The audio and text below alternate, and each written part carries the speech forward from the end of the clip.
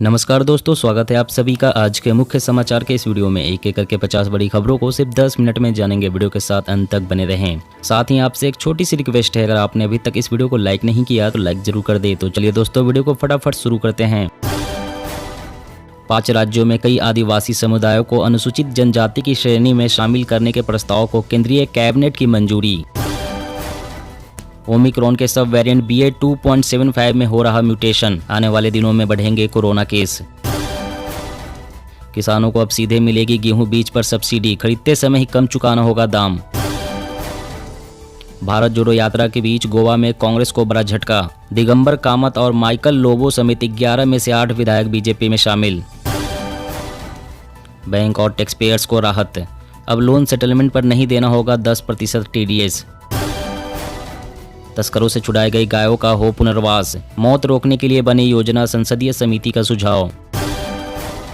बिना लड़ाई चीन को 1000 वर्ग किलोमीटर जमीन दे दी, पीएम मोदी पर राहुल का बड़ा आरोप। अमित शाह के दौरे के बाद बिहार में जदयू आरजेडी को विपक्षी तेवर दिखाएगी भाजपा, बड़े बदलाव की भी तैयारी। स्वतंत्र भारत के इतिहास का सबसे बड़ा कॉरपोरेट निवेश, अहमदाबाद में लगेगी सेमीकंडक्टर निर्माण की यूनिट, बढ़ेंगे रोजगार। उत्तराखंड में भी होगा मदरसों का सर्वे, अवैसी बोले मुस्लिम समुदाय को किया जा रहा टारगेट। भारी बारिश बनी किसानों के लिए आफत, खेत में जल जमाव की वजह से दलहनी फसलों को हो रहा नुकसान। महंगाई के मोर्चे पर बड़ी कामयाबी, 10 महीने के निचले स्तर पर आई महंगाई। अगस्त में थोक मुद्रास्फीति घटकर 12.41%। केजरीवाल का दावा, अब पंजाब में सरकार गिराने की फिराक में बीजेपी, 10 विधायकों से किया संपर्क। पायलटों समेत विमान के सभी सदस्यों की बहाल होगी शराब की जांच, 15 अक्टूबर से होगा ब्रेथ एनालाइजर टेस्ट।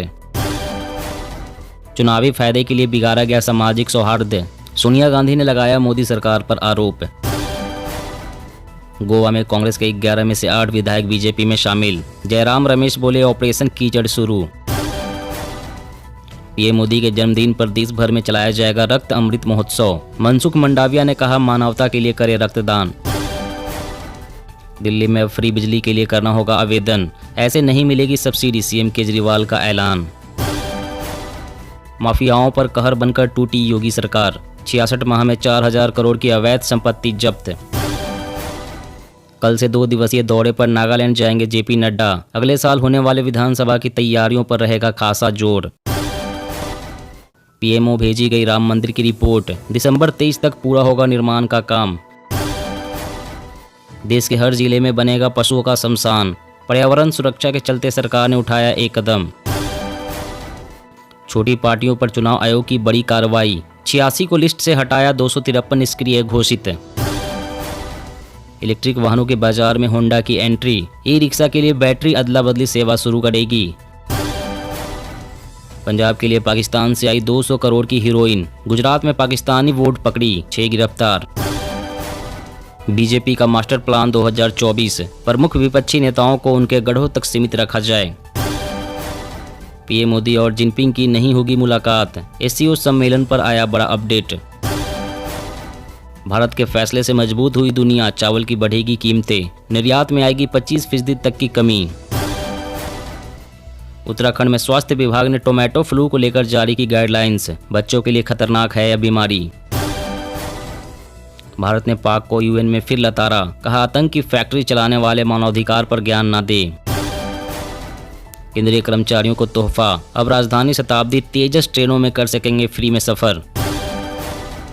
अवैसी ने चीते से की पीएम मोदी की तुलना, बोले गंभीर मामलों से बचने में पीएम चीते से तेज।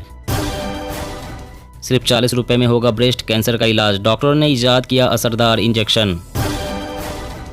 सोनिया गांधी को सभी स्टेट यूनिट का चीफ बनाने के लिए पारित किया जाएगा प्रस्ताव।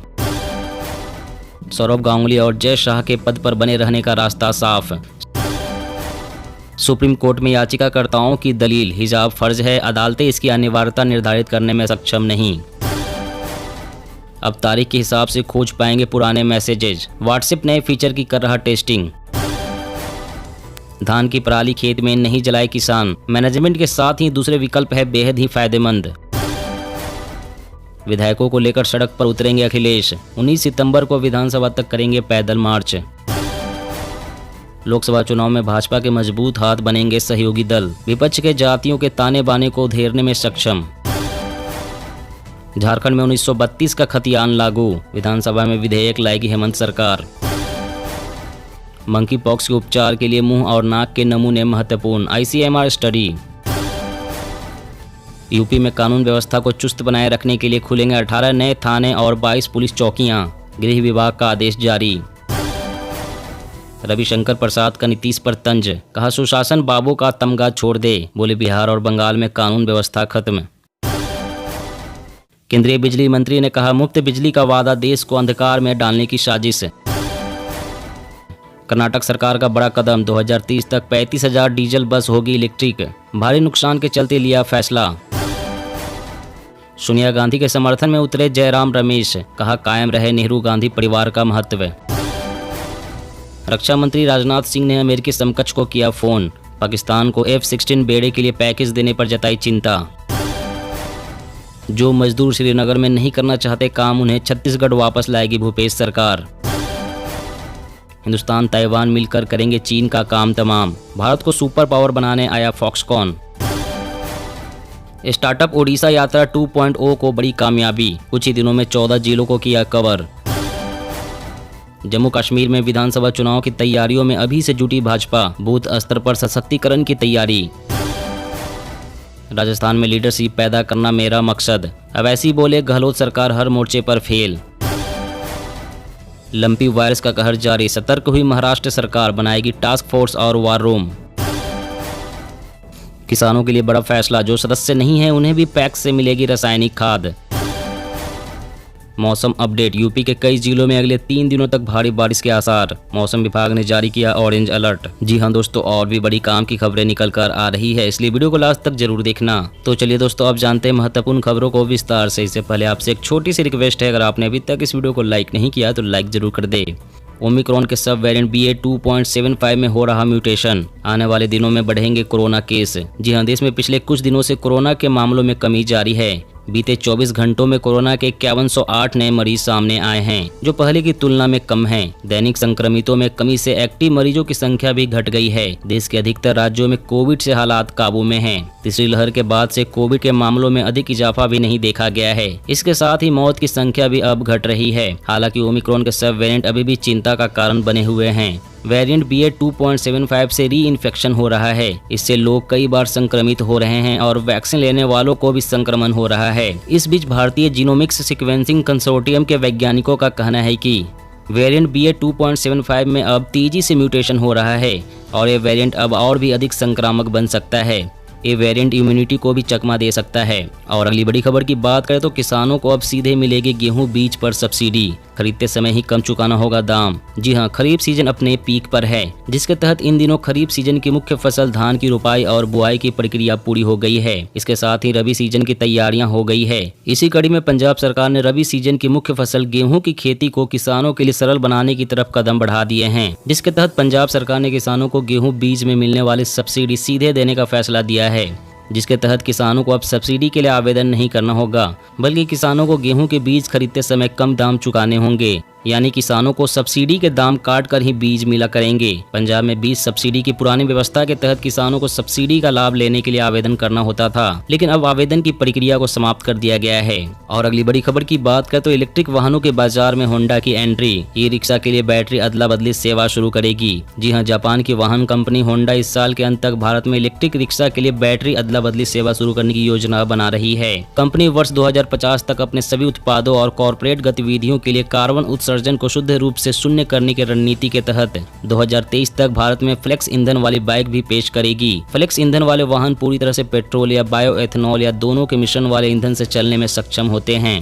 होंडा ने एक बयान में कहा है कि उसका लक्ष्य अगले 5 साल के भीतर इलेक्ट्रिक वाहनों की वार्षिक बिक्री को 10 लाख इकाई और 2030 तक 35 लाख इकाई तक पहुंचाना है। कंपनी ने कहा है कि भारत में होंडा इस साल के अंत तक रिक्शा के लिए बैटरी शेयरिंग सेवा शुरू करने की योजना बना रही है। और अगली बड़ी खबर की बात करें तो दिल्ली में अब फ्री बिजली के लिए करना होगा आवेदन, ऐसे नहीं मिलेगी सब्सिडी, सीएम केजरीवाल का ऐलान। जी हाँ, दिल्ली के मुख्यमंत्री अरविंद केजरीवाल ने बड़ा ऐलान किया है। दिल्ली में अब उन्हीं लोगों को बिजली सब्सिडी मिलेगी जो इसके लिए आवेदन करेंगे। आज से ही इसके लिए आवेदन शुरू हो जाएंगे। दिल्ली के सीएम अरविंद केजरीवाल ने कहा है कि कुछ लोग फ्री बिजली लेना नहीं चाहते।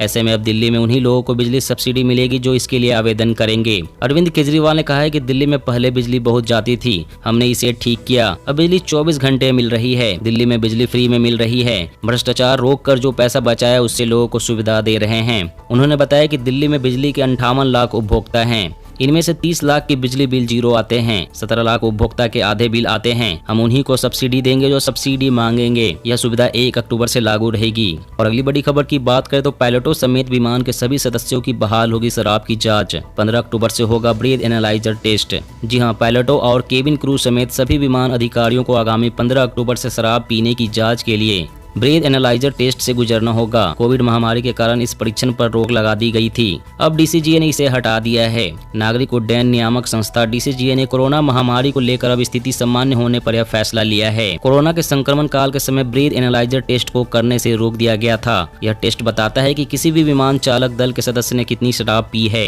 नागरिक उड्डयन महानिदेशालय ने नए बदलाव को देखते हुए आदेश दिया है कि आगामी 15 अक्टूबर से सभी उड़ानों के विमान चालक दल के सदस्यों का ब्रीथ एनालाइजर टेस्ट करके उनकी सांस का परीक्षण किया जाएगा ताकि पता चले कि उन्होंने शराब का सेवन किया है या नहीं। और अगली बड़ी खबर की बात करें तो लंपी वायरस का कहर जारी। सतर्क हुई महाराष्ट्र सरकार, बनाएगी टास्क फोर्स और वार रूम। जी हां, कोरोना की तरफ फैल रही लंपी वायरस के खतरे को ध्यान में रखते हुए अब महाराष्ट्र सरकार ने टास्क फोर्स और वार रूम बनाने का फैसला लिया है। यह जानकारी महाराष्ट्र के कैबिनेट मंत्री ने दी है।